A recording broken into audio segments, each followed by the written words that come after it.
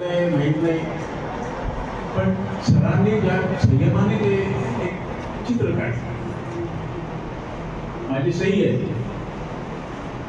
ही सही कोणी मला शिकवली त्यात पण चूक आहे.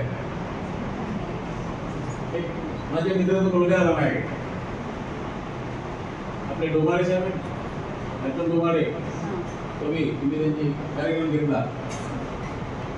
गप्पा मारता मारता कसं चाललंय कॉलेज, अरे यार खूप प्रॉब्लेम आहे, लोकांना प्रॉब्लेम समजत नाही, लोकांना फक्त एड्स. ही जागा मिळवण्याच्या अगोदर 30 वर्षापूर्वी इथे माझा दवाखाना होता. आठवण सांगतो, तिथे लेबर मजूर हे जे वखारीत नाही, वखारीचे मजूर काम करतात, त्यांची मुलं तिथे येऊन खेळायची. शाळेत जाऊन काही करायचं, दिवसभर तिथे बसून राहायचे, दिवसभर गोंगाट. मी त्यांची संध्याकाळी शाळा सुरू केली. 1, 2, 3, 4, 5, 6, 8, 10 मुलं झाली. रोज संध्याकाळी माझी वाट बघायचे, सर कधी येतात ते, सर कधी येतात ते. आणि शाळेत अभ्यास करत काही नव्हतं, फक्त एक स्टोरी सांगायचं. तसं सरांनी शिवाजी महाराजांचं कथा सांगितली, माइंडसेट त्यांनी कसं केलं.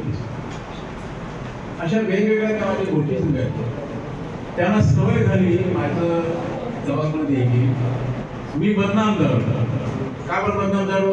डॉक्टरची प्रॅक्टिस चालत नाही आणि ते मुलांना काहीतरी त्यांच्यावरती काहीतरी प्रयोग करत, औषधाचे प्रयोग करत. गाव घेऊन